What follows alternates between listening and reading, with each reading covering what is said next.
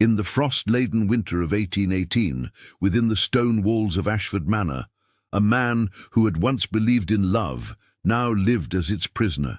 Adrian Blackwood, Duke of Ashford, had locked his heart away 3 years prior, burying it alongside the wife who had betrayed him in the cruelest fashion imaginable. He had sworn an oath upon her grave. Never again would he allow sentiment to cloud his judgment. Never again would he trust a woman's gentle words. Yet fate, with its peculiar sense of irony, was about to send him a governess whose quiet compassion would prove more dangerous to his carefully constructed walls than any grand declaration of affection ever could. What he did not know was that Miss Clara Whitmore carried her own scars, and that their collision would ignite a transformation neither could have anticipated. If you are listening to this story, don't forget to click the like button, subscribe to the channel, and tell me in the comments from which part of the world you are listening to this story. I want to know how far it has traveled. The morning mist clung to the grounds of Ashford Manor like a shroud, obscuring the ancient oaks that lined the gravel drive. Inside the grand estate, Adrian Blackwood, the 6th Duke of Ashford, stood before the towering windows of his study, his silhouette rigid against the pale winter light. At 32, he possessed the bearing of a man who had inherited not just wealth and title, but the weight of generations. His dark hair, touched with premature silver at the temples, framed a face that might have been handsome had it not been set in such perpetual severity. His grey eyes, once warm, now held the coldness of granite. 3 years had passed since Isabel's death. 3 years since he had discovered the letters hidden in her escritoire, letters that revealed her affair with his closest friend, letters that spoke of plans to leave him, to take his fortune and his dignity. She had died before she could execute her betrayal, thrown from her horse during a reckless midnight ride to meet her lover. The scandal had been contained, the truth buried with her, but Adrian's capacity for trust had been interred as well. Now, Ashford Manor operated with the precision of a military campaign. Adrian had dismissed the warm, maternal governess who had cared for his daughter during Isabel's life, replacing her with a stern, elderly woman who valued discipline above all else. His daughter, 7-year-old Lily, had become as quiet as the portraits that lined the halls, her laughter a distant memory. The household staff moved through their duties with silent efficiency, careful never to disturb the Duke's solitude. Adrian's sister, Beatrice, had written to him weekly from London, pleading with him to soften, to remember that Lily needed a father, not a distant guardian. He had ignored her letters with the same cold determination he applied to everything. Love was a weakness, sentiment a liability. He would provide for his daughter's material needs, ensure she received the finest education, arrange an advantageous marriage when the time came. That was duty. Anything more was dangerous folly. On this particular morning, Adrian reviewed the household accounts with his steward, Mr. Pemberton, a thin man with spectacles that perpetually slid down his nose. The numbers were impeccable, as always. Ashford Manor ran at a profit, its farms productive, its investments sound. Adrian took satisfaction in this control, in the order he had imposed upon his domain. "Your Grace," Pemberton ventured carefully, "there is the matter of Miss Grimsby." Adrian's jaw tightened. Miss Grimsby, the governess, had submitted her resignation the previous week, citing her advanced age and a desire to retire to her sister's cottage in Bath. It was inconvenient, but Adrian had already instructed his London solicitor to find a replacement, someone equally stern, equally focused on discipline and academic rigor. "Has Mr. Thornton sent word regarding a suitable candidate?" Adrian asked, his tone clipped. "He has, Your Grace." However, Pemberton hesitated, adjusting his spectacles nervously. "Lady Beatrice has taken the liberty of recommending someone, a Miss Clara Whitmore, currently governess to the Ashworth family in Hampshire. Lady Beatrice speaks most highly of her character and suggests that Lady Lily might benefit from a gentler approach." Adrian's expression darkened. My sister oversteps her bounds. I will not have sentiment dictating the education of my daughter. Miss Grimsby's methods were sound. Forgive me, Your Grace, but Lady Lily has been rather withdrawn of late. Cook mentioned that the child barely touches her meals, and the upstairs maid reports that she often cries herself to sleep.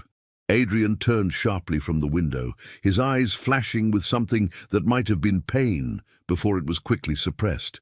Children are resilient. Discipline builds character. I will not coddle her into weakness. Yet even as he spoke the words, a small voice within him whispered doubt. He had seen Lily only twice in the past month, both times briefly, in the formal drawing-room where she had curtsied and answered his questions in monosyllables before being dismissed. She had Isabel's golden hair and delicate features, but her eyes, those were his own, grey and increasingly guarded. Your Grace, Pemberton pressed gently. Lady Beatrice has already invited Miss Whitmore to interview. She arrives this afternoon. Adrian's hands clenched behind his back. His sister's interference was intolerable, yet he could not deny her without causing a family rift that would only fuel London gossip. The Ton already whispered about the reclusive Duke of Ashford, about his cold treatment of his daughter, about the mysterious circumstances of his wife's death. Very well, he said at last, his voice like ice. I will interview this Miss Whitmore, but I make no promises. If she displays even a hint of the frivolous sentimentality that plagues most young women, she will be dismissed immediately. The afternoon brought with it a change in the weather. The mist lifted, revealing a landscape of frost-covered fields and bare trees etched against a pale sky. Adrian positioned himself in the library, a room designed to intimidate with its floor-to-ceiling shelves of leather-bound volumes and its massive mahogany desk. He would conduct this interview with the same ruthless efficiency he applied to business negotiations. At precisely 3 o'clock, Pemberton announced Miss Whitmore's arrival. Adrian did not rise from his chair, a deliberate display of authority. He expected to see what he always saw in women seeking positions in great houses, either desperate poverty barely concealed beneath false pride, or ambitious calculation masked by demure manners. What entered his library was neither. Miss Clara Whitmore was perhaps 26, dressed in a simple grey travelling dress that spoke of modest means but impeccable taste. Her chestnut hair was arranged in a neat chignon, and her posture conveyed quiet confidence rather than subservience. But it was her eyes that arrested him, warm hazel eyes that met his own directly, without either the flirtation he had learned to despise or the fear he had come to expect. There was intelligence in those eyes, and something else he could not quite name. Compassion, perhaps, or worse, understanding. She curtsied with perfect propriety. Your Grace, thank you for receiving me. Her voice was low and melodious, with the cultured accent of good breeding fallen on reduced circumstances. Adrian found himself momentarily disconcerted, then angry at his own reaction. He would not be swayed by a pleasant voice or a direct gaze. Miss Whitmore, he began coldly, my sister has taken it upon herself to recommend you, though I had already made arrangements for a replacement governess. Tell me why I should disrupt those plans. If his rudeness affected her, she gave no sign. Instead, she smiled slightly, a smile that somehow conveyed both respect and gentle amusement. Your Grace, I suspect you should not if your primary concern is maintaining the current atmosphere of your household. However, if your concern is for Lady Lily's well-being, then perhaps we might discuss what a child truly needs to flourish. Adrian's eyes narrowed. You presume to lecture me on my own daughter? Not at all, Your Grace. I presume only to offer my experience. I have been a governess for 8 years, to families of various temperaments and circumstances. I have learned that children, like plants, require more than structure to grow. They require light. The metaphor irritated him precisely because it resonated with the doubt he had been suppressing. He leaned back in his chair, studying her with the cold assessment he might give a horse at auction. And you believe yourself capable of providing this? Light? I believe every child deserves someone who sees them not as a duty to be managed, but as a soul to be nurtured. Lady Beatrice has told me something of Lady Lily's circumstances.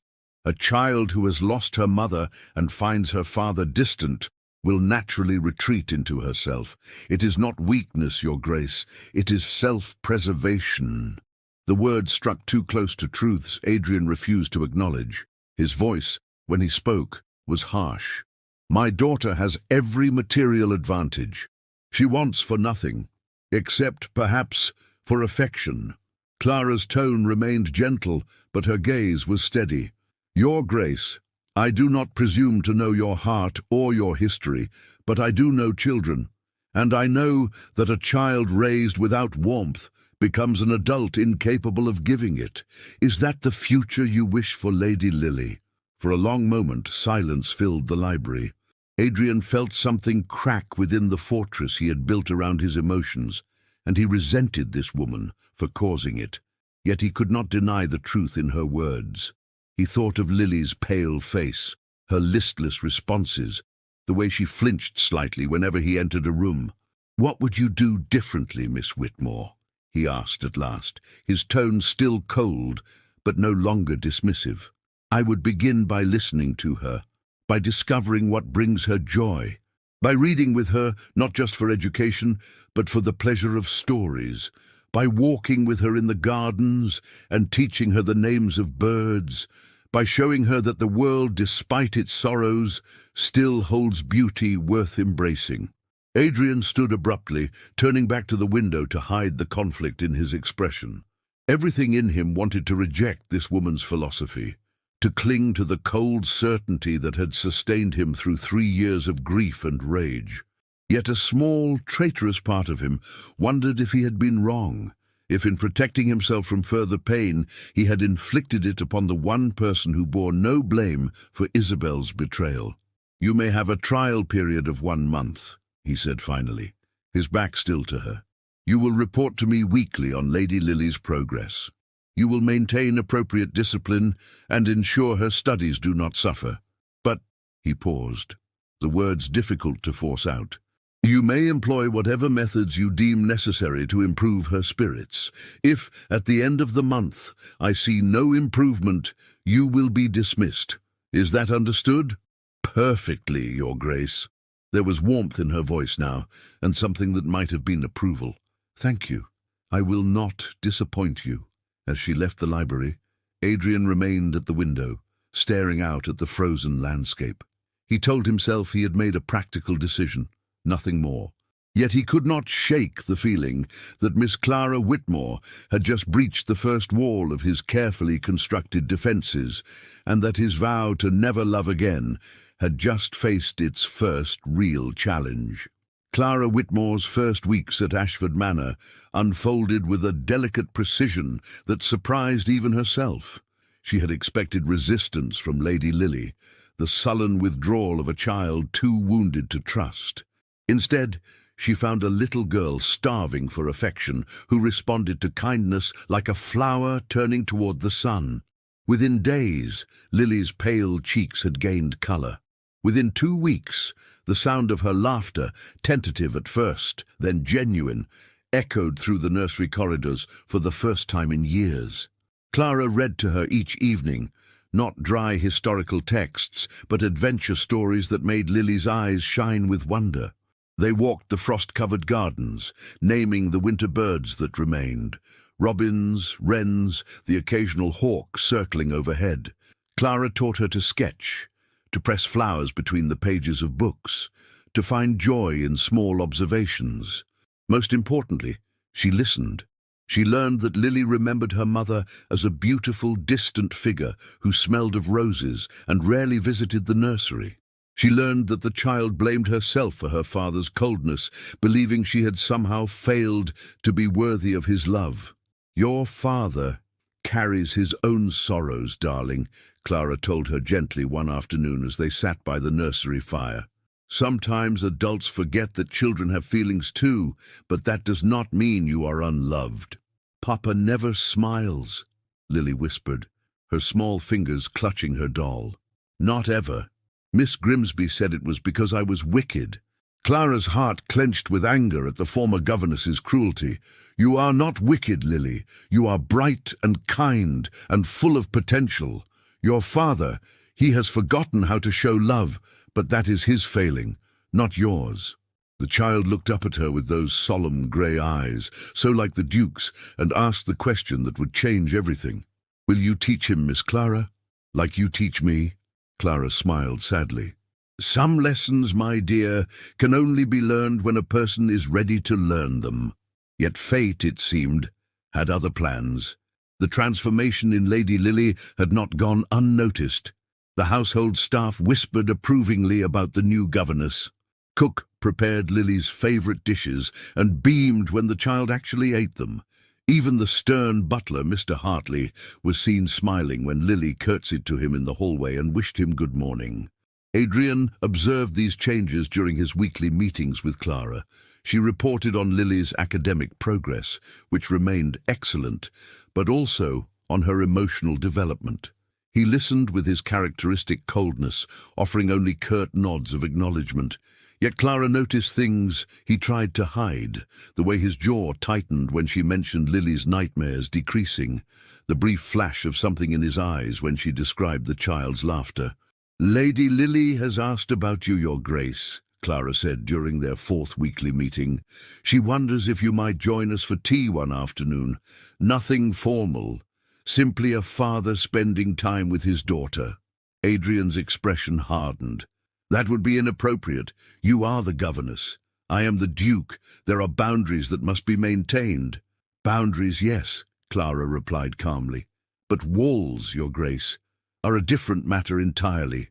Walls keep out enemies, but they also imprison those who build them. He had dismissed her curtly, but her words haunted him. That night, unable to sleep, he found himself walking past the nursery. Through the partially open door, he heard Clara's voice reading a story, heard Lily's delighted gasp at some plot development. He stood in the shadows, listening, and felt something twist painfully in his chest. When had he last read to his daughter? When had he last heard her laugh? The answer shamed him, and shame made him angry. He retreated to his study and poured himself a brandy, telling himself that sentiment was weakness, that distance was protection. Yet the walls he had built so carefully were beginning to show cracks. The crisis came in the 5th week, during an event Adrian could not avoid, the annual Ashford Manor Winter Ball. It was a tradition dating back generations, a grand affair that brought together the county's most prominent families. Adrian had considered cancelling it after Isabel's death, but his steward had convinced him that to do so would fuel gossip and damage the family's standing. So each year he endured it with grim determination, playing the role of gracious host while keeping everyone at arm's length. This year, however, Lady Beatrice had arrived from London with an agenda. She swept into Ashford Manor 2 days before the ball, bringing with her a whirlwind of energy and determination. At 40, she was a handsome woman, with Adrian's same grey eyes, but a warmth he had lost. She had been widowed young and had never remarried, preferring her independence and her role as London's most formidable hostess. Adrian, she announced, cornering him in his study, I have invited someone special to the ball. Lady Margaret Thornbury and her daughter Constance. Adrian's eyes narrowed. You are matchmaking, Beatrice. I have told you repeatedly that I have no interest in remarrying. Constance is a lovely girl, 22, accomplished, from an excellent family. Her father is the Earl of Thornbury, and she would make a perfect duchess. More importantly, Lily needs a mother. Lily has a governess who seems quite adequate to her needs. Beatrice's expression softened. Yes, Miss Whitmore is wonderful. I knew she would be. But Adrian, a governess is not a mother, and you cannot hide in this manner forever nursing your wounds. Isabel has been dead for 3 years. It is time to move forward. I am perfectly content as I am. You are perfectly miserable, and you are making your daughter miserable as well. At least meet Constance. If nothing comes of it, I will cease my interference. But give yourself a chance at happiness again. Adrian wanted to refuse, but he knew his sister would not relent. And perhaps, he thought with bitter cynicism, a marriage of convenience to a suitable woman would finally silence the gossips and provide Lily with a maternal figure. It would be a practical arrangement, nothing more. He would never again make the mistake of loving his wife. "Very well," he said coldly. "I will meet this paragon, but I make no promises." The night of the ball arrived with unseasonable warmth, as if winter itself had decided to grant a reprieve. Ashford Manor blazed with candlelight, its ballroom filled with the county's elite in their finest evening dress. Adrian stood near the entrance, receiving guests with mechanical courtesy, his expression as frozen as the ice sculptures that decorated the refreshment tables. Lady Margaret Thornbury arrived with her daughter precisely at 8 o'clock. Constance was indeed lovely, golden-haired, blue-eyed, with the porcelain complexion and practiced grace of a woman trained from birth to be a duchess. She curtsied perfectly, smiled demurely, and said all the right things. Adrian felt nothing. No attraction, no interest, not even mild curiosity. She was a beautiful automaton, and he recognized in her the same emptiness he saw in himself. Yet Beatrice was watching hopefully, and the assembled guests were whispering speculatively, and Adrian found himself leading Constance onto the dance floor for the opening waltz. She was an excellent dancer, her conversation pleasant and undemanding. She complimented the manner, expressed appropriate sympathy for his loss, and hinted delicately at her own desire for a home and family. "Your daughter must be a great comfort to you, Your Grace," she said, as they turned gracefully across the polished floor. "Lady Lily is well cared for," Adrian replied neutrally. "I understand you have recently employed a new governess. How progressive of you to allow such familiarity. I believe in a firmer hand with children myself. Discipline and structure are essential to proper development." Something in her tone, a hint of condescension perhaps, or casual cruelty, made Adrian stiffen. He thought of Clara's gentle patience, of Lily's transformation, of laughter in the nursery. "Miss Whitmore has proven most satisfactory," he said coolly. The waltz ended, and Adrian escorted Constance back to her mother. Other partners claimed her, and he retreated to the periphery of the ballroom, nursing a glass of wine and counting the hours until this ordeal would end. It was then that he saw Clara. She stood in the doorway of the ballroom, clearly not a guest, but drawn by curiosity, or perhaps by Lily, who had begged to watch the dancing from the gallery above. Clara wore the same modest grey dress she always wore, her hair in its neat chignon, utterly out of place among the silks and jewels of the assembled ladies. Yet there was a dignity in her bearing, a quiet grace that made the others seem somehow garish by comparison. Their eyes met across the crowded room. Clara smiled slightly, a smile of encouragement, as if she understood his discomfort and wished to offer silent support. Adrian felt something shift in his chest, something dangerous and unwelcome. He looked away quickly, draining his wineglass. The evening progressed with excruciating slowness. Adrian danced with the required partners, made the necessary conversation, and played his role with cold precision. Constance claimed him for a second dance, and Beatrice beamed approvingly from her position near the refreshment table. It was during this second dance that disaster struck. Lady Pemberton, a notorious gossip with a tongue sharpened by years of boredom, had positioned herself near the dance floor with several other matrons. Her voice, pitched to carry, cut through the music like a knife. "I must say, Lady Thornbury, your Constance has made quite an impression on the Duke. Though one wonders if any woman could truly replace the late Duchess. Such a tragedy, her death, though there were rumours, were there not?" Adrian's steps faltered. Constance, oblivious, continued chattering about the decorations. Lady Pemberton continued, emboldened by wine and malice. "They say she was riding to meet someone when she fell. A lover, perhaps. And the Duke, poor man, discovered it all too late. No wonder he has become such a recluse. The humiliation must have been unbearable. The music seemed to fade. Adrian stopped dancing abruptly, his face draining of colour. Around him, conversations died as guests turned to stare. Constance looked up at him in confusion, then followed his gaze to Lady Pemberton, who had suddenly realized her words had been overheard. "Your Grace, I—" the woman stammered, her face flushing.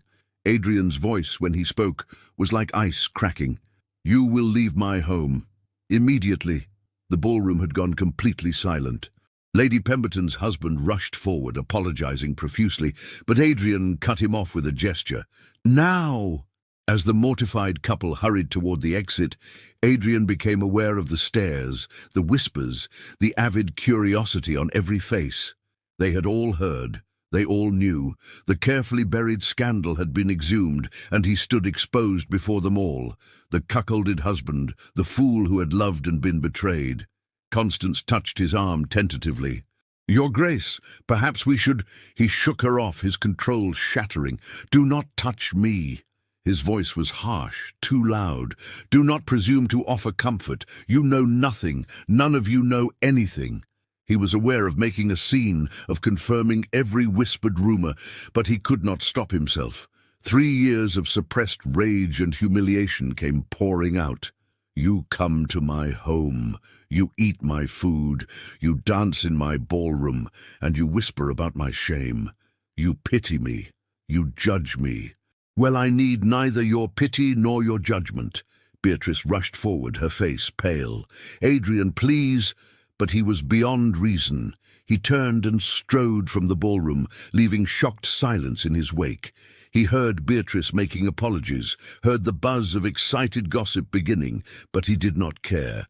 He walked blindly through the corridors of his own home, a prisoner of his past, until he found himself in the darkened library. He stood there, shaking with rage and shame, and realized that the walls he had built had not protected him at all. They had merely delayed the inevitable moment when the world would see him as he truly was, broken, humiliated, and utterly alone. It was Clara who found him there an hour later. She entered quietly, carrying a lamp, and said nothing. She simply stood nearby, a silent presence, offering neither pity nor judgment. Just presence. "You should not be here," Adrian said hoarsely. "It is not proper." "Propriety," Clara replied gently, "seems rather insignificant at the moment, Your Grace. You are in pain. That is what matters." And for the first time in 3 years, Adrian Blackwood, Duke of Ashford, allowed himself to feel the full weight of his grief. Not for Isabel, whom he had learned to hate, but for the man he had been before betrayal had turned his heart to stone. He did not weep. He had forgotten how. But he stood in the darkness with this quiet governess nearby, and felt the first crack in the ice that had encased his soul. The morning after the disastrous ball dawned grey and cold, matching Adrian's mood perfectly. He had not slept, spending the night in his study with a bottle of brandy that remained mostly untouched. Clara had stayed with him for perhaps an hour, saying little, simply sitting in a chair near the fire while he stood at the window, wrestling with his demons. When she finally left, she had touched his arm briefly, a gesture of such simple compassion that it had nearly undone him completely. Now, in the harsh light of day, he faced the consequences of his outburst. By noon, half the county would know every detail. By evening, the story would reach London. The Duke of Ashford, who had maintained such rigid control for 3 years, had finally broken in spectacular fashion. Beatrice found him in his study at mid-morning. Her face was drawn with worry and exhaustion. "Adrian, we must talk." "There is nothing to discuss. I made a fool of myself. The gossips have their entertainment. It is done. It is far from done." Beatrice sat without invitation, her hands folded in her lap. Lady Thornbury left at dawn with Constance. She made it quite clear that her daughter would not be associating with our family. Several other guests departed early as well, citing various excuses. Adrian laughed bitterly. "How shocking! The scandal-tainted Duke is no longer suitable company." Adrian, please, this anger is destroying you. Isabel is dead. Her betrayal is in the past. You must find a way to move forward, or it will consume everything. Your happiness, your relationship with Lily, your very soul. My soul. Adrian's voice was harsh. I have no soul, Beatrice.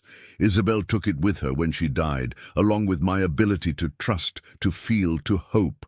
I am a hollow man playing at being a duke. That is all I have left. Beatrice's eyes filled with tears. That is not true. I see glimpses of the brother I knew when you speak of Lily, when Miss Whitmore reports on her progress. There is still goodness in you, Adrian, still capacity for love.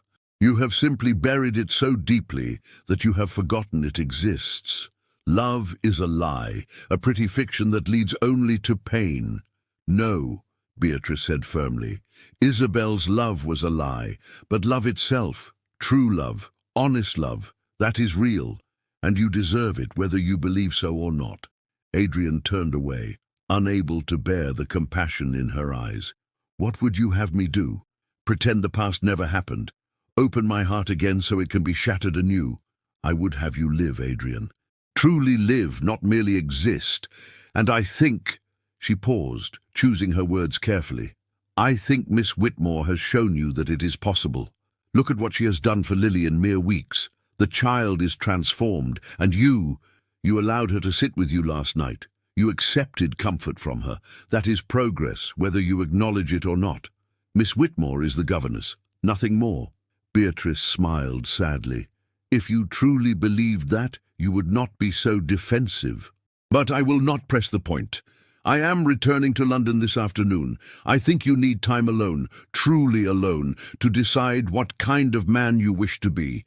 The bitter recluse who drives away everyone who cares for him? Or the father Lily deserves? The brother I remember, the man who once believed in goodness? After Beatrice departed, Adrian found himself wandering the manor like a ghost. He passed the ballroom, where servants were cleaning up the remnants of the previous night's disaster. He walked through the portrait gallery, pausing before Isabel's painting.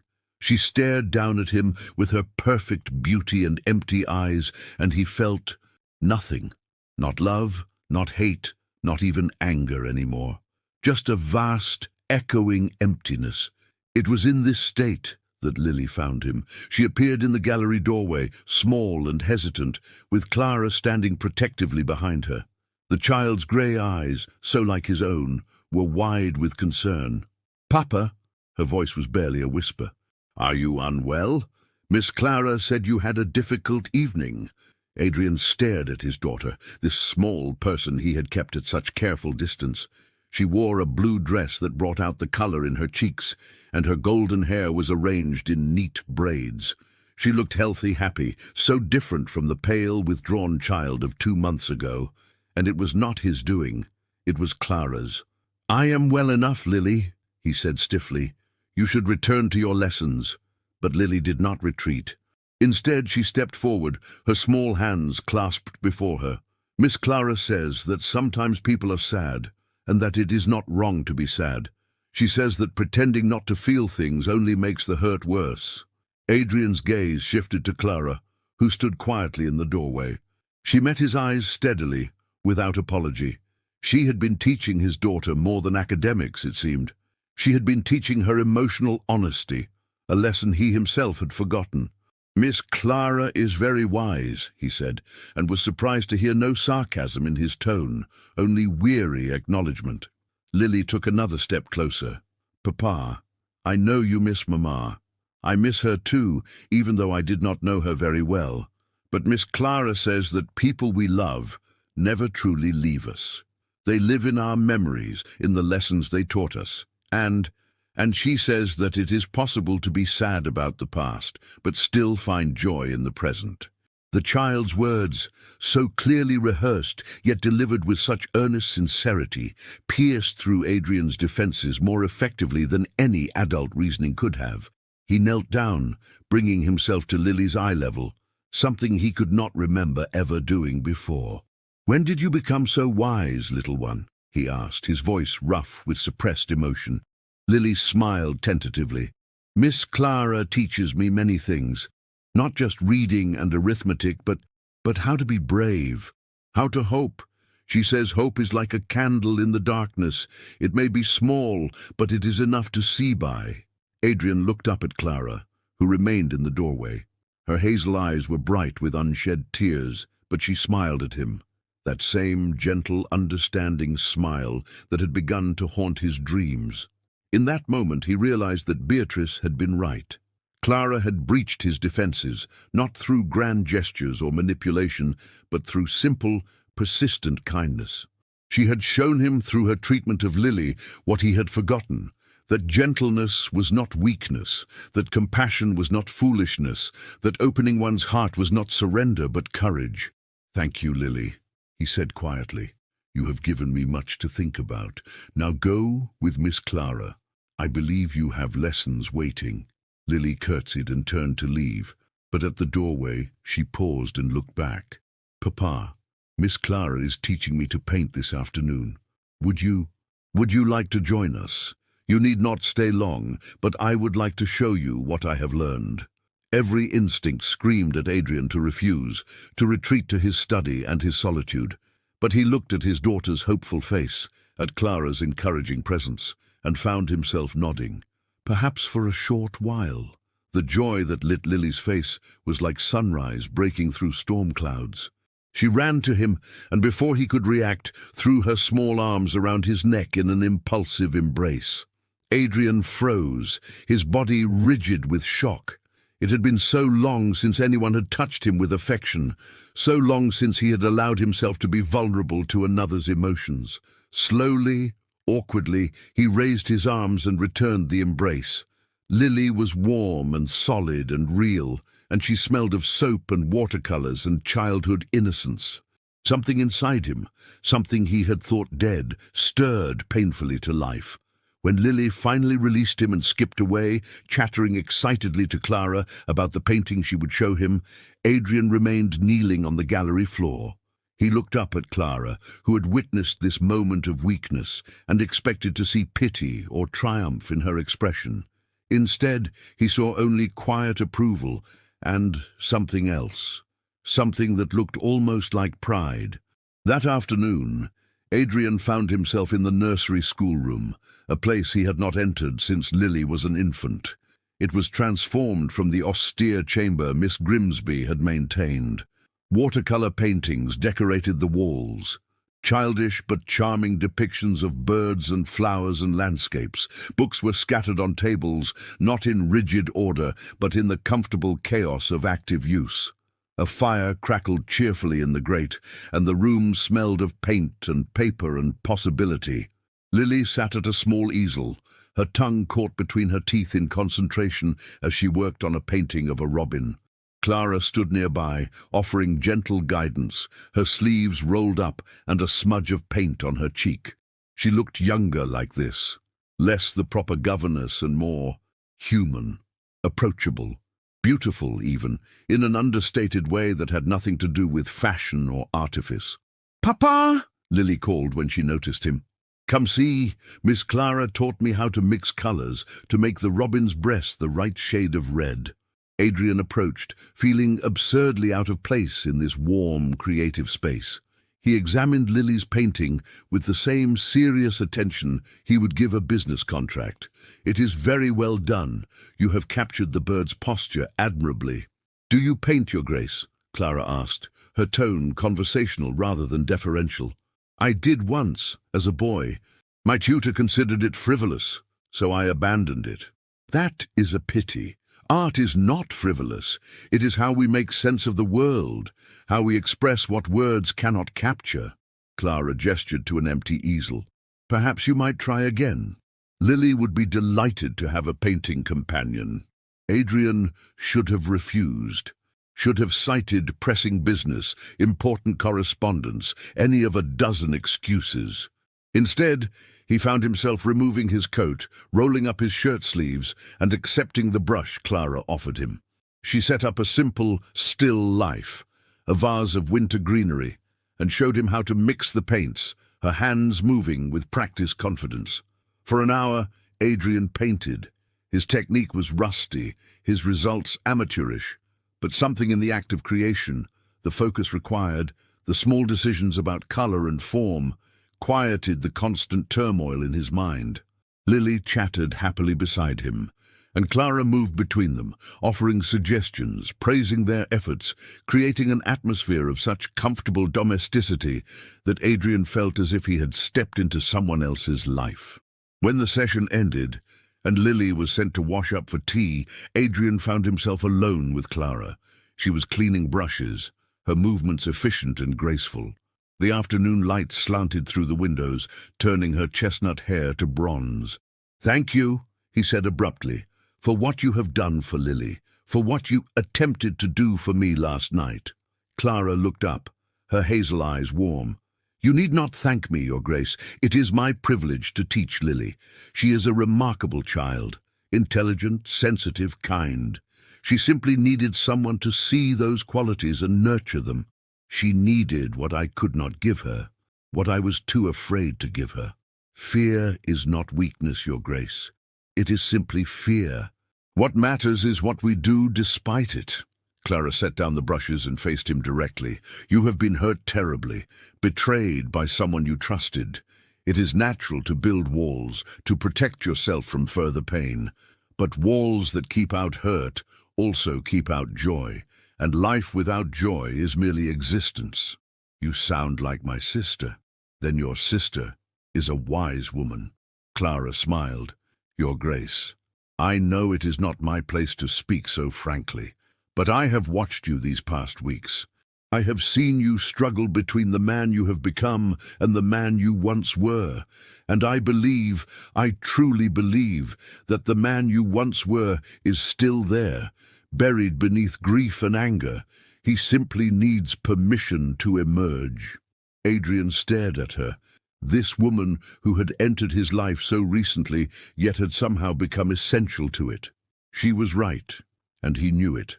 The question was whether he had the courage to act on that knowledge.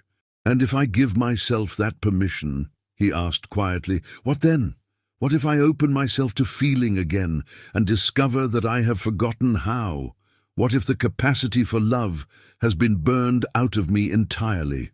Clara stepped closer, close enough that he could see the flecks of gold in her hazel eyes, close enough to catch the faint scent of lavender that clung to her hair. "Then we begin small, Your Grace. We begin with a father spending time with his daughter, with painting lessons and walks in the garden, with allowing yourself moments of peace. Love is not something that returns all at once. It is rebuilt, piece by piece, through small acts of courage and connection. And you would help me with this rebuilding? If you wish it, yes. Not because it is my duty as Lily's governess, but because," she paused, a faint blush colouring her cheeks, "because I believe you deserve happiness, Your Grace. And because I have come to care for both you and Lily more than is perhaps wise." The admission hung in the air between them, dangerous and thrilling. Adrian knew he should step back, should reassert the proper distance between employer and employee. Instead, he found himself reaching out and gently wiping the smudge of paint from her cheek. Her skin was soft and warm beneath his fingertips, and she did not pull away. "Clara," he said, using her given name for the first time, "I do not know if I can be the man you seem to believe I am, but I find myself wanting to try, for Lily, and perhaps for you." Her smile was like dawn breaking. "That, Your Grace, is all anyone can ask. The wanting to try. The rest will follow, in its own time." As Adrian left the nursery that evening, he felt something he had not experienced in 3 years, a fragile, tentative sense of hope. The walls around his heart had not crumbled, but they had developed cracks. And through those cracks, light was beginning to seep in. The weeks following Adrian's tentative emergence from isolation brought a transformation to Ashford Manor that the servants whispered about with cautious optimism. The Duke began taking breakfast with Lady Lily 3 mornings a week, sitting at the small table in the nursery, while his daughter chattered about her lessons and Clara poured tea with quiet grace. He joined their afternoon walks through the gardens, listening as Clara taught Lily the Latin names of plants, and the habits of winter wildlife. He even attended a small recital where Lily played a simple piece on the pianoforte, her fingers stumbling over the keys, but her face glowing with pride when he applauded. These were small steps, tentative gestures toward normalcy, but they represented a seismic shift in Adrian's carefully ordered world. He found himself thinking less about Isabel's betrayal and more about the present moment.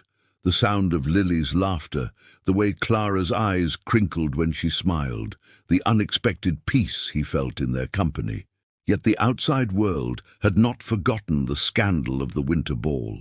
London society, ever hungry for gossip, had seized upon the Duke of Ashford's public breakdown with gleeful malice. The story had been embellished with each retelling until it bore little resemblance to truth. Some versions claimed he had physically attacked Lady Pemberton. Others suggested he had been drunk and incoherent. A few whispered that his late wife's ghost haunted the manor, driving him to madness. Beatrice wrote from London with alarming frequency. Her letters filled with accounts of the damage to the family's reputation. Invitations had been withdrawn. Old friends had become suddenly unavailable.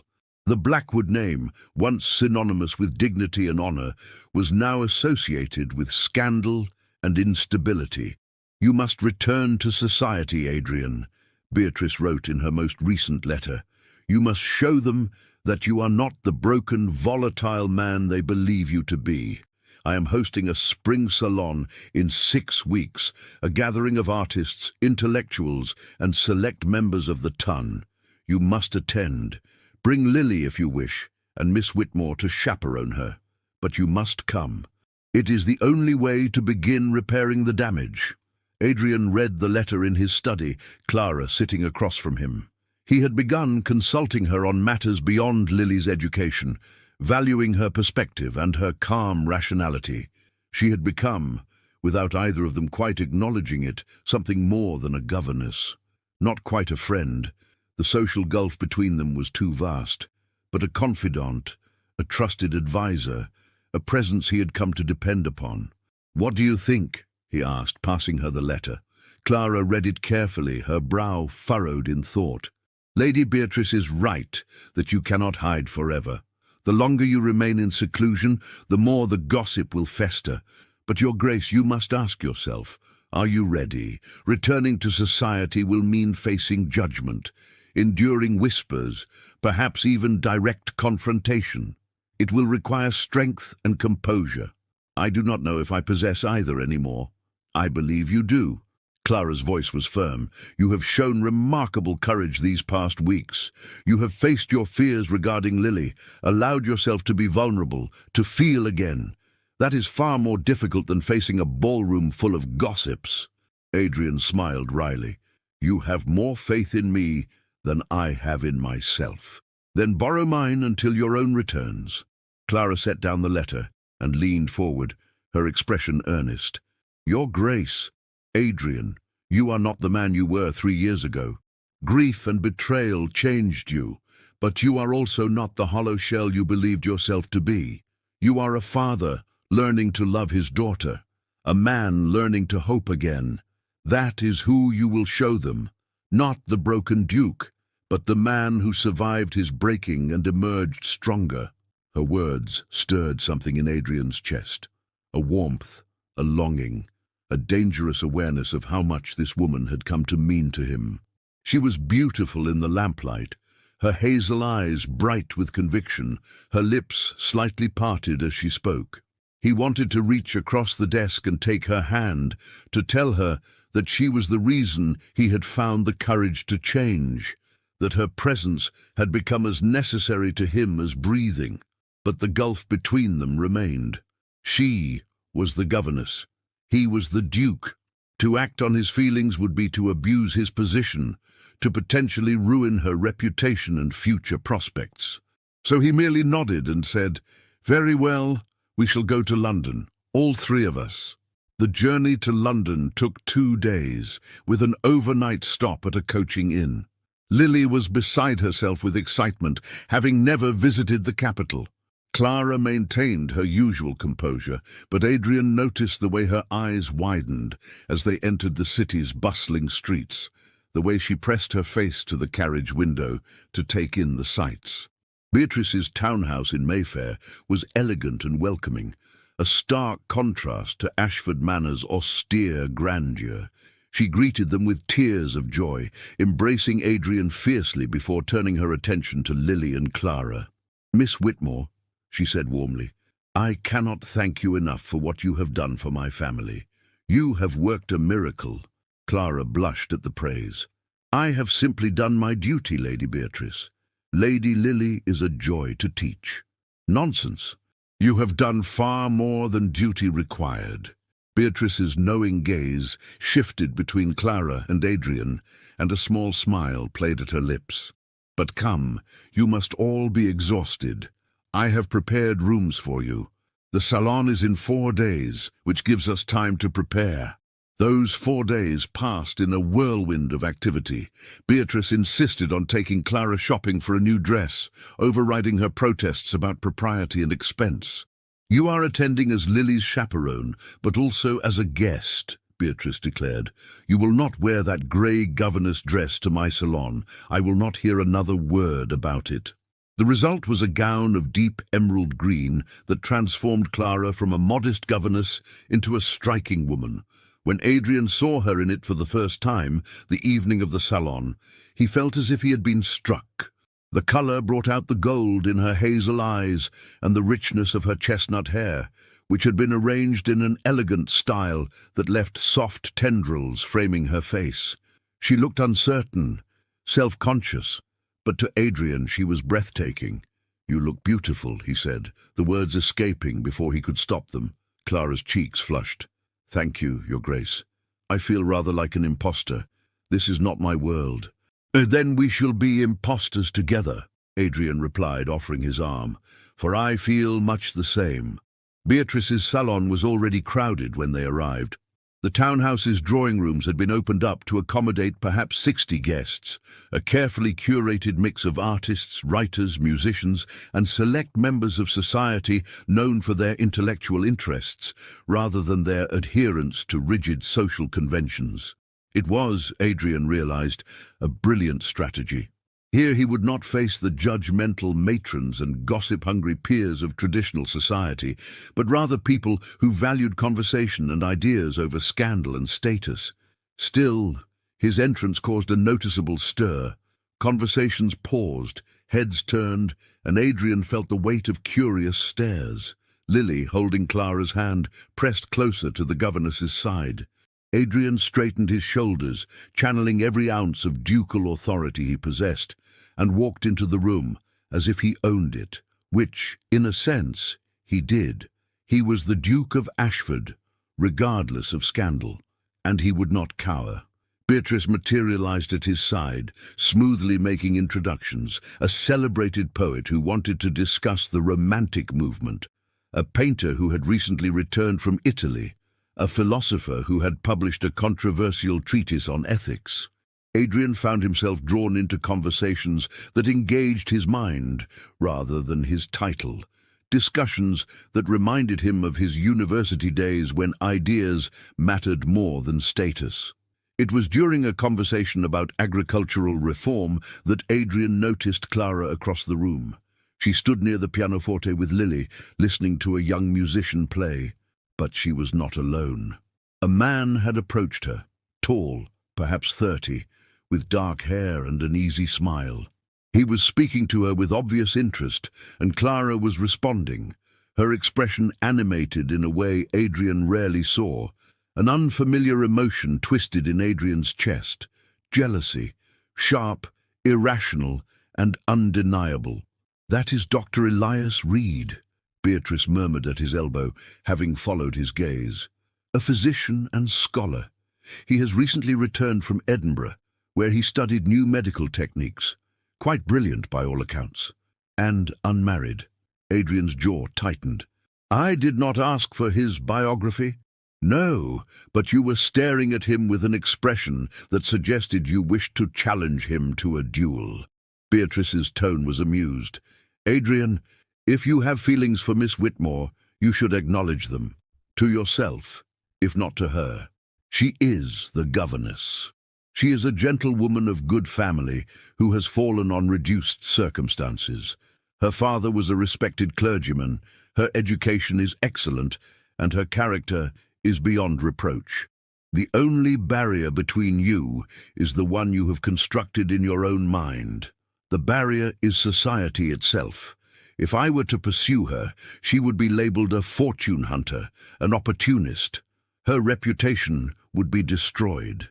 Or, Beatrice countered, she would be seen as a woman of merit who captured the heart of a duke. It depends entirely on how the story is told. And Adrian, whether you acknowledge it or not, you are already halfway in love with her. Everyone can see it except apparently you. Adrian wanted to deny it, but the words stuck in his throat, because Beatrice was right. Somewhere between Clara's first day at Ashford Manor and this moment, she had become essential to him. He thought of her constantly, her smile, her wisdom, the way she tilted her head when listening to Lily, the compassion in her eyes when she looked at him. He had tried to tell himself it was gratitude, respect, admiration. But watching her laugh at something Dr. Reed said, seeing another man appreciate her intelligence and grace, Adrian could no longer lie to himself. He was in love with Clara Whitmore. The realization was terrifying and exhilarating in equal measure. He had sworn never to love again, had built his entire existence around that vow. Yet here he stood, his heart racing at the sight of a woman in a green dress, jealous of a stranger's attention, desperate to cross the room and claim her as his own. Before he could act on the impulse, disaster struck from an unexpected quarter. Lady Constance Thornbury entered the salon on the arm of her mother. Beatrice's face went pale. "I did not invite them," she whispered urgently. "They must have heard about the salon and decided to attend uninvited.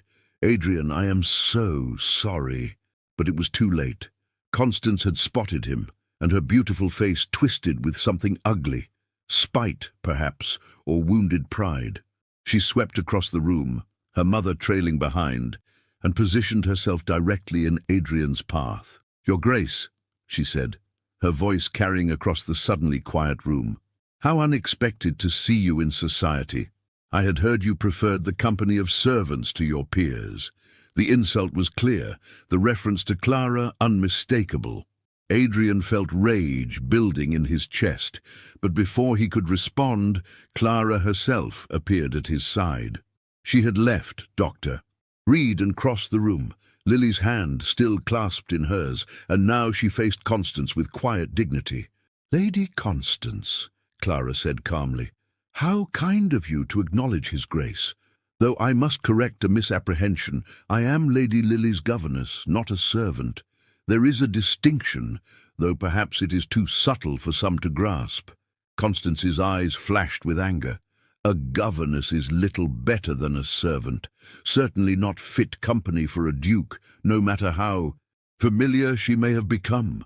The implication was clear, and the assembled guests gasped at the impropriety. Adrian stepped forward, his voice cold and commanding. "You will apologize to Miss Whitmore immediately, Lady Constance, or you will leave this house." "Apologize to her?" Constance laughed, a brittle sound.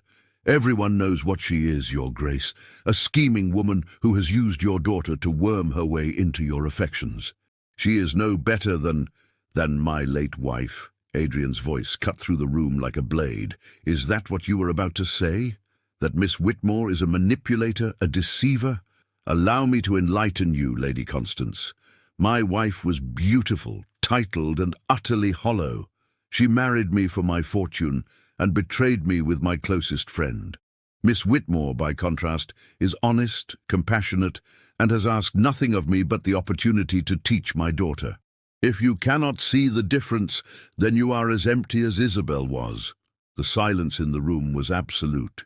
Adrian had just publicly acknowledged his wife's betrayal, had defended Clara in terms that left no doubt about his regard for her. It was social suicide, a scandal that would eclipse even the Winterball disaster. But Adrian found he did not care. He turned to Clara, whose eyes were wide with shock, and spoke words he had never thought to say again. "Miss Whitmore, Clara, I apologize for exposing you to such vulgarity. You deserve better. You deserve—" He paused, then made a decision that would change everything. "You deserve to be honored, not insulted. And if society cannot see your worth, then society is blind." He took her hand, raised it to his lips and kissed it, a gesture of respect and unmistakable courtship. The room erupted in whispers, but Adrian heard none of it. He saw only Clara's face, the tears gathering in her eyes, the tremulous smile on her lips. "Your Grace," she whispered. "Adrian, what have you done?" "What I should have done weeks ago," he replied. "I have chosen you, if you will have me."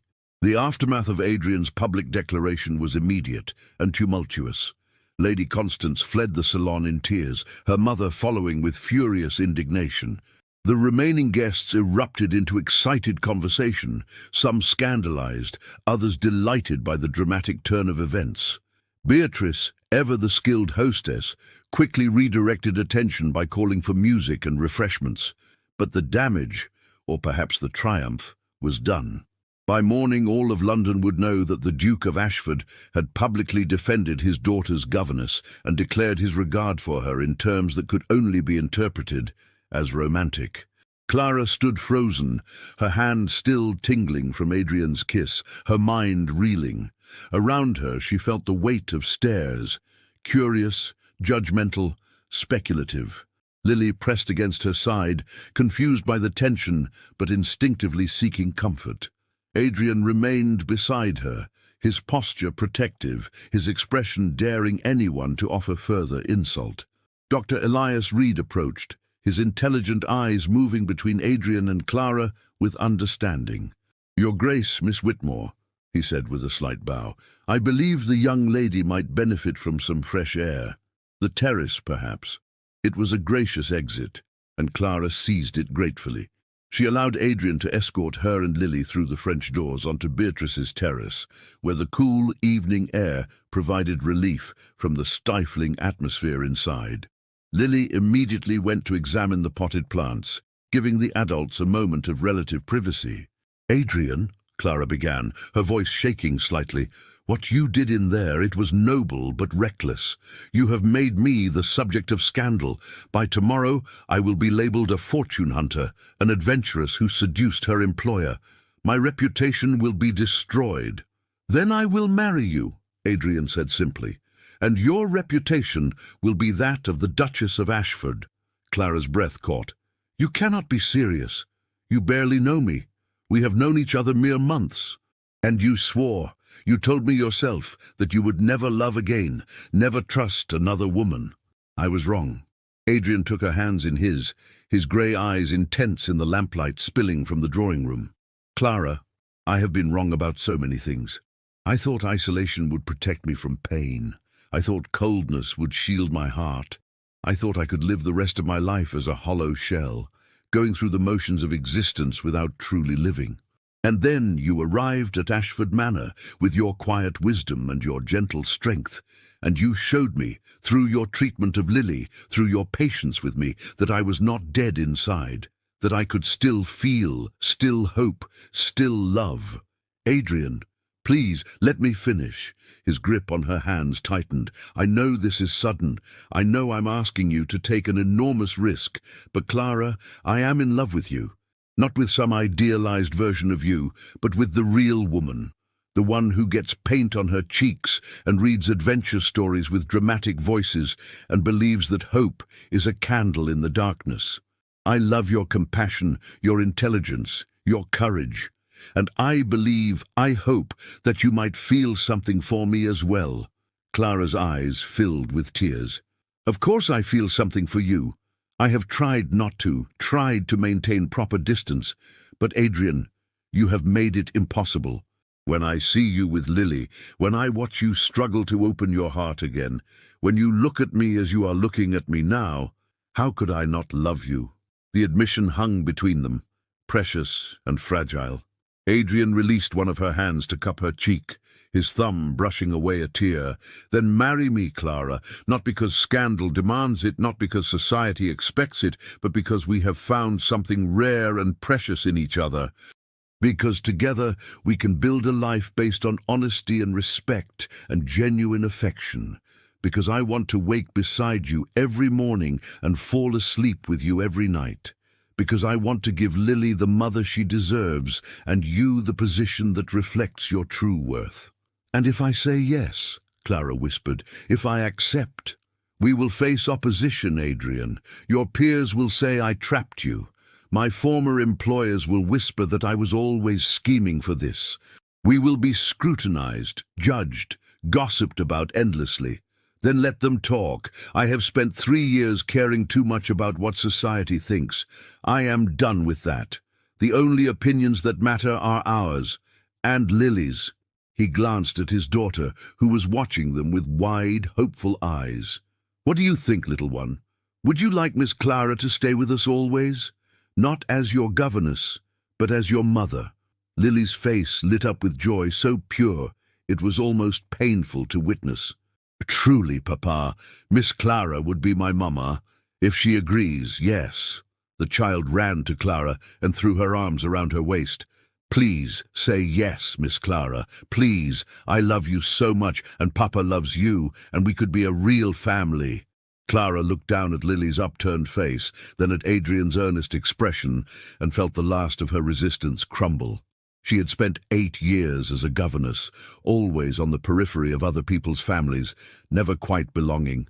She had resigned herself to a life of service, of watching other people's happiness from a distance, but here was a chance at something more, a family of her own, a man who saw her true worth, a child who already held her heart. "Yes," she said, her voice breaking with emotion. "Yes, Adrian, I will marry you." Adrian pulled her into his arms, heedless of propriety or the guests who might be watching from the windows. He held her close, his face buried in her hair, and Clara felt the tremor that ran through him, relief, joy, perhaps even disbelief that she had accepted. When he finally pulled back, his eyes were bright with unshed tears. "You have made me happier than I ever thought possible," he said hoarsely. "I will spend the rest of my life ensuring you never regret this decision." The next days were a whirlwind of activity and emotion. News of the engagement spread through London with predictable speed, generating reactions that ranged from scandalized disapproval to romantic approval. The older, more conservative members of the Ton were horrified that a duke would marry so far beneath his station. But younger society members, influenced by the Romantic movement's emphasis on love over duty, found the story enchanting. The grieving duke rescued from despair by the virtuous governess. Beatrice was ecstatic, immediately taking charge of wedding preparations with the efficiency of a military general. "We must move quickly," she declared. "A long engagement will only give the gossips more time to spread poison. 6 weeks. That is all the time we need for a proper wedding."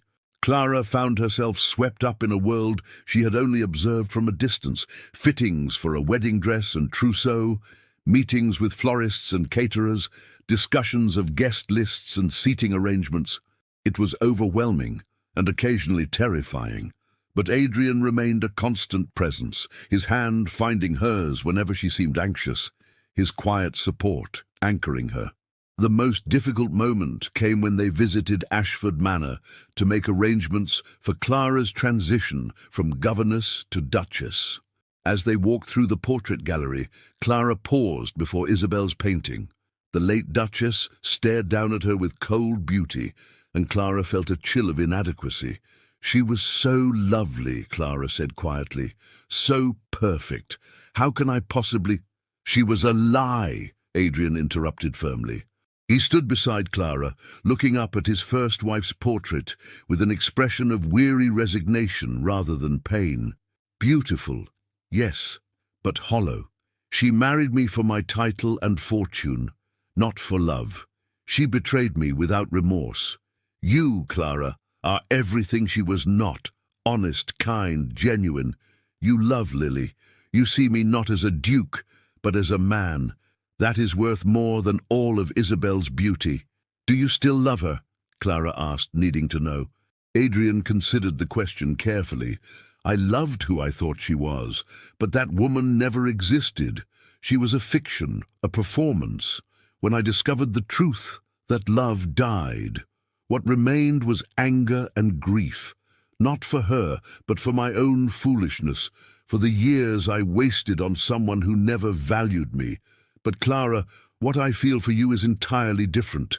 It is based on truth, on knowing you as you truly are, and loving every part of that truth.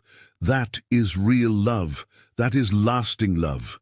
Clara turned to him, rising on her toes to kiss him gently. It was their first real kiss, tender and sweet, full of promise. When they parted, Adrian rested his forehead against hers.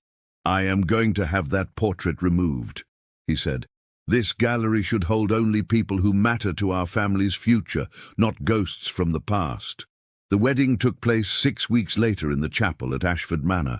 It was a smaller affair than a duke's wedding typically warranted. Only close family and friends, perhaps 50 guests in total. Adrian had insisted on intimacy over spectacle, wanting the day to be about their union rather than social display.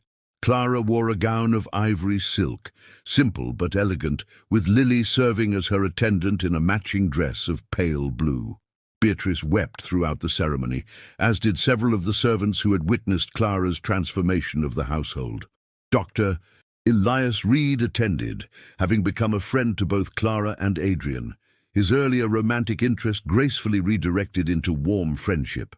As Adrian slipped the ring onto Clara's finger and spoke his vows, his voice was steady and sure. Gone was the cold, broken man who had interviewed her in the library months ago. In his place stood someone warmer, more open, capable of vulnerability and love. Clara's own vows were spoken through tears of joy, her heart so full she thought it might burst. When the vicar pronounced them husband and wife, Adrian kissed her with a tenderness that made the small congregation sigh with approval. Lily cheered, and the chapel filled with applause and laughter. The wedding breakfast was held in Ashford Manor's dining room, which had been decorated with spring flowers and filled with warm candlelight. Toasts were offered, Beatrice speaking eloquently about love's power to heal and transform, Dr. Reed offering witty observations about the unexpected paths life takes, even the normally reserved Mr. Pemberton raising his glass to the new Duchess. But the most touching moment came when Lily stood, her small face serious, and raised her own glass of lemonade. "I want to toast my new mamma," she said, her voice clear and confident. "Miss Clara, Mamma, you taught me that it is brave to hope, that it is strong to be kind, that love is not weakness but the greatest strength of all. You saved Papa from his sadness and me from my loneliness. You made us a family. I love you so much." Clara rose from her seat and embraced Lily, both of them crying now, while Adrian watched with an expression of such profound contentment that Beatrice had to dab at her own eyes again. As the celebration continued into the evening, Adrian and Clara slipped away to the terrace where they had first walked together months ago. The spring air was mild, scented with blooming flowers, and the stars were beginning to appear in the darkening sky. "Are you happy?" Adrian asked, pulling Clara close. "Happier than I ever imagined possible," she replied, resting her head against his chest. "When I came to Ashford Manor, I thought I was simply taking another governess position. I never dreamed I would find a family, a home, a love like this. I never dreamed I would love again," Adrian admitted. "After Isabel, I thought my heart was permanently closed. But you, Clara, you showed me that the heart is more resilient than I knew, that it can heal, can open again, can love even more deeply the second time because it understands the value of what it has found." They stood together in comfortable silence, watching the stars emerge, both marveling at the unexpected journey that had brought them to this moment. Inside the manor, they could hear music and laughter, the sounds of celebration, of life being lived fully and joyfully. "What happens now?" Clara asked. "We will still face gossip, still encounter those who disapprove of our marriage." "Now," Adrian said, tilting her face up to kiss her softly. We live. We raise Lily together. We fill this house with warmth and laughter instead of coldness and silence. We show society that love based on genuine respect and affection is stronger than any marriage based on title and fortune. And we prove every single day that choosing each other was the best decision either of us ever made. Clara smiled, her heart full of hope and joy. Then let us begin, Your Grace. Let us begin our life together. Adrian, he corrected gently.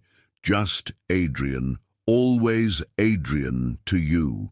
Then let us begin, Adrian, my husband, my love. And as they kissed beneath the emerging stars, both knew that they had found something rare and precious. A second chance at happiness, a love built on truth and trust, and a future bright with possibility.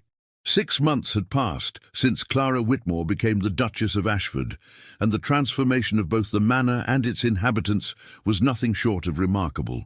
The once austere estate now rang with life and warmth. Servants no longer moved through the corridors with fearful silence, but went about their duties with cheerful efficiency. The drawing rooms, previously shrouded and unused, were opened and filled with fresh flowers. Music drifted from the pianoforte in the evenings. Laughter, genuine, unrestrained laughter, echoed through halls that had known only grief for too long. Clara had approached her new role as Duchess with the same thoughtful intelligence she had brought to teaching. She did not attempt to erase Isabel's memory entirely. That would have been both impossible and cruel. But she quietly reshaped the household to reflect warmth and welcome rather than cold formality. She consulted with the housekeeper about the servants' needs, improved their working conditions, and treated each member of the staff with respect and kindness. The result was a household that ran smoothly not through fear, but through genuine loyalty and affection for their mistress. Adrian watched his wife's graceful navigation of her new position with profound admiration and deepening love. She had taken to her duties as Duchess with natural dignity, hosting small dinner parties that brought together interesting minds rather than merely impressive titles. She had begun charitable work in the surrounding villages, establishing a school for tenant farmers' children and organizing relief for families in need. The local gentry, initially skeptical of the former governess-turned-duchess, found themselves won over by her genuine compassion and lack of pretension. But it was in her role as mother to Lily that Clara truly shone. The child had blossomed under her care, growing from a withdrawn, anxious girl into a confident, joyful young lady. Lily's education continued, but now it was balanced with play, with creativity, with the simple pleasures of childhood. She had friends now, daughters of neighboring families whom Clara invited for afternoon visits. She rode her pony through the estate with fearless enthusiasm. She painted and read and explored the world with the curiosity of a child who felt safe and loved. On this particular autumn morning, Adrian stood at his study window watching Clara and Lily in the garden below. They were collecting fallen leaves, Lily chattering excitedly about the different colors, while Clara listened with patient attention. The sight filled Adrian with a contentment so profound it was almost painful. This was what he had been missing for so long. Not just love, but the everyday intimacy of family life, the small moments of connection that gave meaning to existence. A knock at the door interrupted his reverie. Mr. Pemberton entered carrying a letter. "Your Grace, this has just arrived from London, from Lady Beatrice." Adrian opened the letter, scanning its contents with growing amusement. His sister wrote with her characteristic enthusiasm about the upcoming season, about various social events, and, most significantly, about the complete reversal in society's opinion of his marriage. "My dear brother," Beatrice wrote, "you will be pleased to know that you and Clara are now the toast of London." The romantic story of the grieving Duke and the virtuous governess has captured everyone's imagination. Lady Pemberton, yes, the same woman whose gossip caused such trouble, has been quite thoroughly ostracized for her cruelty. while you and Clara are invited everywhere. The young ladies all sigh over your love story, and the young gentlemen are suddenly interested in hiring pretty governesses. It is all rather absurd, but I thought you would enjoy knowing that society has decided to approve of what it cannot prevent. You must both come to London for the season. It is time to claim your place together, not as scandal, but as triumph." Adrian smiled, folding the letter. Society's approval or disapproval had ceased to matter to him months ago, but he knew it would please Clara to be accepted, to no longer feel the weight of judgment and speculation. He would discuss it with her that evening. The day progressed with the comfortable rhythm that had become their norm. Adrian attended to estate business, meeting with his steward and tenant farmers about the harvest and winter preparations.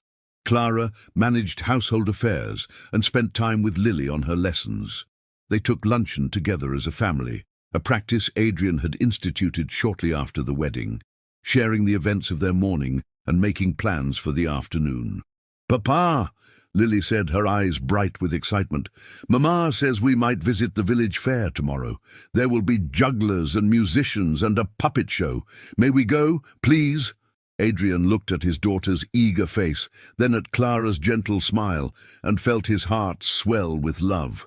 A year ago, he would have dismissed such a request as frivolous. Now he understood that these simple pleasures were what made life worth living. "Of course we may go," he said, "all three of us. I have not seen a puppet show in 30 years. It is time I remedied that." Lily squealed with delight and launched into an excited description of all the things she hoped to see. Clara caught Adrian's eye across the table, her expression full of warmth and approval, and he felt that now familiar surge of gratitude that she had entered his life. That evening, after Lily had been tucked into bed with a story and a kiss, Adrian and Clara retired to their private sitting room. It was a cozy space that Clara had created, filled with comfortable furniture, books, and personal touches that made it feel like a sanctuary. A fire crackled in the grate, and Clara curled up beside Adrian on the sofa, her head resting on his shoulder. "I received a letter from Beatrice today," Adrian said, stroking Clara's hair absently. "She wants us to come to London for the season. Apparently, we have gone from scandal to romantic triumph in society's estimation." Clara was quiet for a moment, considering. "And what do you think? Do you wish to go?" "I think," Adrian said carefully, "that I no longer care what society thinks. But I also think that you deserve to take your rightful place as the Duchess of Ashford, to be celebrated rather than whispered about. If you wish to go, we shall go. If you prefer to remain here, we shall remain. The choice is yours." Clara lifted her head to look at him, her hazel eyes thoughtful. A year ago, the idea of being presented to society as a duchess would have terrified me. I would have felt like an impostor, certain that everyone could see through me to the governess beneath. But now, she paused, a small smile playing at her lips. "Now I know who I am. I am your wife, Lily's mother, the Duchess of Ashford, not because of my birth or my title, but because of the life we have built together. Society's approval is pleasant, but it is not necessary for my happiness." "You have become very wise, Your Grace," Adrian teased gently. "I had an excellent teacher," Clara replied, kissing him softly. "A man who taught me that true strength lies in vulnerability, that love is not weakness but courage, that it is possible to heal from even the deepest wounds if you are willing to try." Adrian pulled her closer, marveling at how completely this woman had transformed his life. "I was a broken man when you came to Ashford Manor. Bitter, cold, convinced that I was beyond redemption. You saved me, Clara, you and Lily both."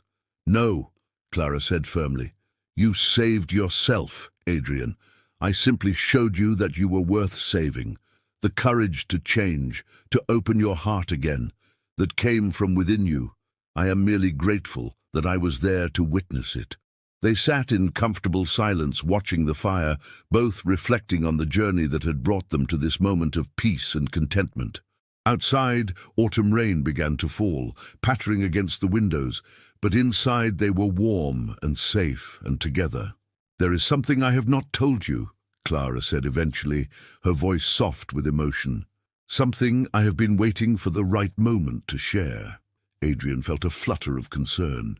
"What is it? Is something wrong?" "No, nothing is wrong, quite the opposite." Clara took his hand and placed it gently on her abdomen. "Adrian, we are going to have a child. I'm certain of it now. By spring, Lily will have a brother or sister." For a moment, Adrian could not speak. He stared at Clara, his mind struggling to process this unexpected news. A child, their child, a new life created from their love, a symbol of hope and new beginnings. When he finally found his voice, it was rough with emotion. "Clara, are you certain? You are well? You need rest. Care?"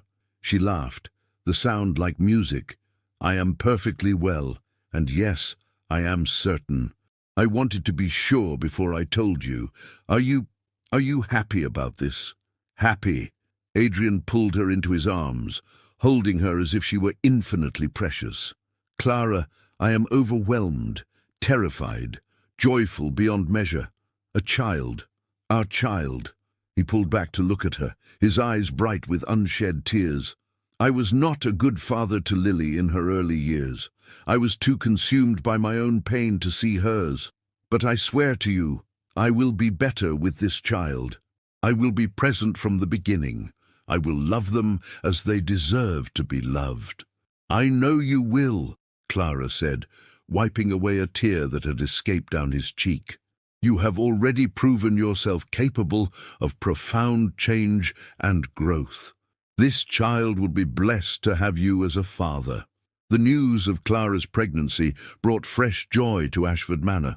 Lily was ecstatic at the prospect of becoming a sister, already planning all the things she would teach the baby. The servants celebrated with genuine happiness, for they had come to love their Duchess and were invested in the family's happiness. Even the usually reserved Mr. Pemberton was seen smiling as he went about his duties. As autumn deepened into winter, Adrian found himself reflecting on the extraordinary transformation of the past year. He thought of the man he had been, cold, bitter, locked in a prison of his own making. He thought of the vow he had made never to love again, the walls he had built around his heart, and he marveled at how completely those walls had crumbled, not through force, but through the gentle, persistent kindness of one remarkable woman. One evening, as they prepared for bed, Clara found Adrian standing before the window of their chamber, staring out at the frost-covered grounds. She came to stand beside him, slipping her hand into his. "What are you thinking about?" she asked softly. "About how wrong I was," Adrian replied. "About everything. I thought love was weakness, that opening my heart would only lead to more pain. I thought the safest course was to feel nothing, to exist rather than live. But Clara, you showed me that the opposite is true. Love is not weakness. It is the greatest strength we possess. It is what gives life meaning, what makes us fully human. And yes, love makes us vulnerable to pain. But it also opens us to joy, to connection, to all the beauty that life offers." He turned to face her, taking both her hands in his. "I vowed never to love again, and I kept that vow for 3 years. But then you came into my life, and you shattered my defenses with your unexpected kindness. You taught me that it is possible to heal, to hope, to love again, and to love more deeply the second time because I understand its value. You gave me back my daughter, gave me a family, gave me a reason to live rather than merely exist. And now you are giving me a child, a new life, a fresh beginning. How can I ever thank you for all of that?" Clara's eyes filled with tears. "You do not need to thank me, Adrian. Loving you, being loved by you, that is its own reward. We saved each other, I think. You gave me a home, a family, a place to belong. You saw past the governess to the woman beneath and valued her for who she truly was. We are partners in this life, equals in this love. That is all the thanks either of us needs." Adrian kissed her then, a kiss full of tenderness and passion and profound gratitude. When they finally parted, he rested his forehead against hers and whispered, "I love you, Clara Blackwood, Duchess of Ashford, today, tomorrow, and for all the days of my life." "And I love you, Adrian," Clara replied. "My husband, my heart, my home." Outside, snow began to fall, blanketing the grounds of Ashford Manor in pristine white. But inside, in the warmth of their chamber, the Duke and Duchess of Ashford held each other close and looked toward the future with hope and joy. They had both been broken by their pasts, both wounded by loss and betrayal. But together, they had found healing. Together, they had discovered that love, true, honest, courageous love, was worth every risk, every vulnerability, every moment of fear. The Duke had vowed never to love again, but a governess's unexpected kindness had shattered his defenses, opened his heart, and shown him that life's greatest treasures often come from the most unexpected sources. And in learning to love again, he had not only saved himself, but had created a family built on truth, respect, and genuine affection, a family that would endure for generations to come. As they drifted off to sleep in each other's arms, both Adrian and Clara knew that they had found something rare and precious, a love that had transformed them both, a partnership that made them stronger together than they could ever be apart, and a future bright with promise and possibility. The story that had begun with grief and isolation had become one of hope and connection. The man who had locked his heart away had learned to open it again, and the governess who had expected nothing more than another position had found a home, a family, and a love that would last a lifetime. In the end, that was the greatest triumph of all. If you enjoyed this story of love, redemption, and second chances, I would be incredibly grateful if you could take a moment to subscribe to the channel and click the like button. Your support helps these stories reach more listeners around the world. I'd also love to hear from you in the comments below. What was your favorite moment in Adrian and Clara's journey? Was it when Adrian first allowed himself to paint with Lily, the dramatic confrontation at Beatrice's salon, or perhaps the tender moment when Clara revealed she was expecting a child? And please tell me, from which corner of the world are you listening to this story? Are you hearing it from a cozy room in North America, a quiet evening in Europe, a sunny afternoon in Australia, or somewhere else entirely? I'm always amazed by how far these tales of the heart can travel, connecting us across continents and cultures through our shared love of storytelling. If you have suggestions for future stories or themes you'd like to explore, please share them in the comments. Your feedback and engagement mean everything and help shape the stories I bring to you. Thank you for joining Adrian, Clara, and Lily on their journey from darkness to light, from isolation to love, from brokenness to healing. May their story remind you that it is never too late to open your heart again, that kindness has the power to transform lives, and that love, true, courageous love, is always worth the risk. Until our next story together, take care and remember, even in our darkest moments, hope remains, a candle in the darkness, small perhaps, but bright enough to see by. Subscribe, like, and share your thoughts below. I'll see you in the next tale.